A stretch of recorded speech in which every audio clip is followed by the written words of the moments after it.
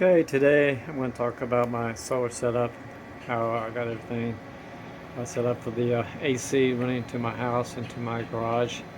Right now I'm inside my detached garage. Um, right up there is the on and off switch going to the solar arrays. Below that is the transfer switch for the garage and the garage apartment. Next to that is the sub panel for the garage. Right there is the AC combiner box. Over there is inverter 1 and inverter 2. And I have a monitor here to monitor the batteries. And back there is I have a Victron shunt. And over here is I have 4 batteries, and it's a total of 400 amp hours. I'm going to go over each one of these devices one by one. This is how I turn on and off the solar panels. I have 2 arrays. These are DC breakers, but I use them as switches so I can turn the arrays on and off. And over there, back here, that's my solar panels that's feeding into this. They're 5,700 watts. I showed in another video how I built that. So after the voltage comes in here, it's 240 volts coming on each one of these arrays. 240 volts, 240 volts. And it's feeding into these inverters. These inverters can take a total of a maximum of 250 VLC or open voltage. So I'm just below that at 240. These are Growatt inverters. They're 3,000 watts a piece. So together they make 6,000 watts. Each one puts out 120 volts. Here and here 120 volts. Combine them together and they'll put out 240 volts AC. So after they run into here, they got an MPPT, and it changes the voltage from 240 down to around 54 to 56 volts to run the batteries, to charge the batteries, I should say.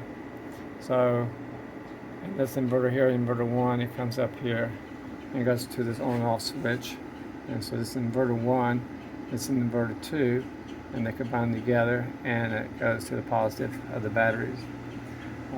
Over here comes in inverter 1, and this is from the inverter 2, binds them together, and comes out this way, but it loops around here to my shunt.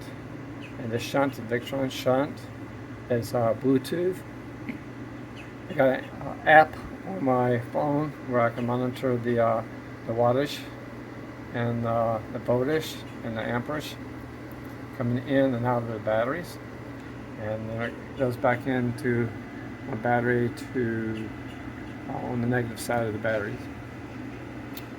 Here, there's a communication cable between the 2 inverters. It's so that it can produce 240 volts, and so it's a split phase so that the waves are 180 degrees out of sync with each other. Here I have a program running, and it shows each one of these batteries as it's charging or discharging and what the percentage is. And the address of my batteries that I set is 2, 3, 4, and 5. So you look down here, these are the batteries, these lithium iron phosphate batteries. And this is the on and off switch here. 51.2 volts and at 100 amp hours. So, and these are connected in parallel, all 4 of these batteries. And so you would say that this is a 48 volt system. This is set to binary 2.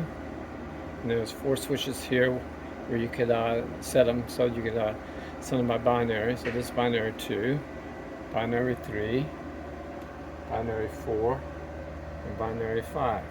They all have to be a different number. This here is a communication cable that goes from here to this one, to this one, to this one, and so forth. And it's so that I can read the output of all these batteries on my computer monitor.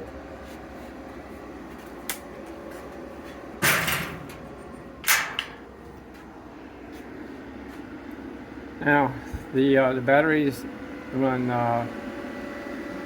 back into the inverters on the batteries through the same wires that the charge and discharge, and they go into the inverters and they convert the DC into AC. And this is the AC output of this 120 volts here, and over here is the AC output on this one right here. Both of these 120 and 120, they come down here to my combiner box, and this is 120 here and 120 here. Together they make 240. So you got 120 here, 120 here, and across here there's 240 volts AC. This is the main circuit breaker. If I switch this off, I'll switch both of these circuit breakers off. And this circuit breaker here is for the garage and the garage apartment, and this circuit breaker here is for the house. And up here, the circuit breaker here, each one of these 120 volts, and it goes into the transfer switch. Now this transfer switch here has 6 breakers altogether. I'm only using 5 of them. And you have right over here where you can transfer it from line, which is essentially the grid. And right now all these are on the grid, and I can switch it from grid to generator, which is the solar. So you can say the grid, solar. You look at this here. This is inverter 1, inverter 1, inverter 1. This is inverter 2, inverter 2, and inverter 2. So all these are 120 volts. They are not 240 volts. In the house, I have another inverter box, and it has 10 circuit breakers on there. And in the house, I have 3 of them. That's double pole, double throw, to give me 240 volts to run the heat pump, and also to run the water heater. So, and the rest of the circuit breakers in there are running about 120 volt circuits inside the house. Now right now, the heat pump is not on. If the heat pump was on, it would be on AC because it's a hot day today. And this would be showing 34% up here, which means it takes 34% of the capacity of each inverter here and here. Going into a house, it's coming out of this cable here, which is number 6 cable. It's 4 wires in here. It's 2 hots, a ground, and a neutral. And it comes up here, comes into this conduit, and then on the outside wall of the garage is the conduit running to the ground. And it runs underneath the ground, 18 inches underneath the ground. The conduit runs all the way over here and under the house and inside the wall in the house to the other transfer switch. If you have this hooked up to your main breaker inside your house, which I have, you have to have an unbonded ground. And when these comes from the factory, they're bonded together. The neutral and the ground's bonded together here and here.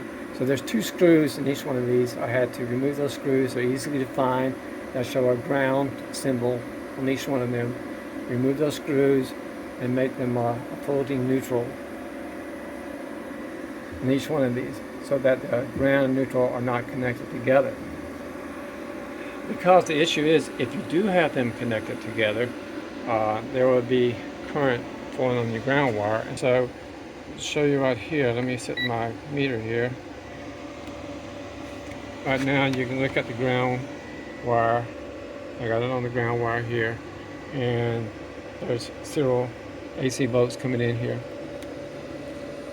And on the, of course there would be, because there's nothing running on here. Let me go in the house and turn the AC pump on so you can see what it looks like with the AC pump on. Okay, I got the AC pump running now. I should say my heat pump is on the AC mode, and you can see here it's got 35%, 34% running here, and also over here. So if you take this meter again and look at it,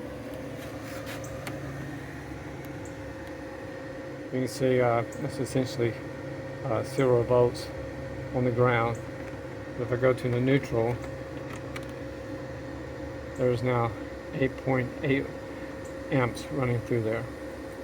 So, and before, like I said, when these were mounted inside the inverters, when the ground and the neutral was mounted inside, there was current on here, so you don't want that.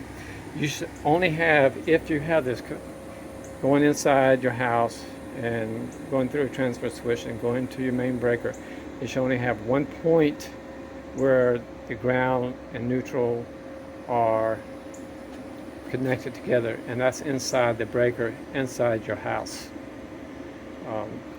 So that is my setup, and I hope you enjoy it and learn something from it, and I will talk with you later.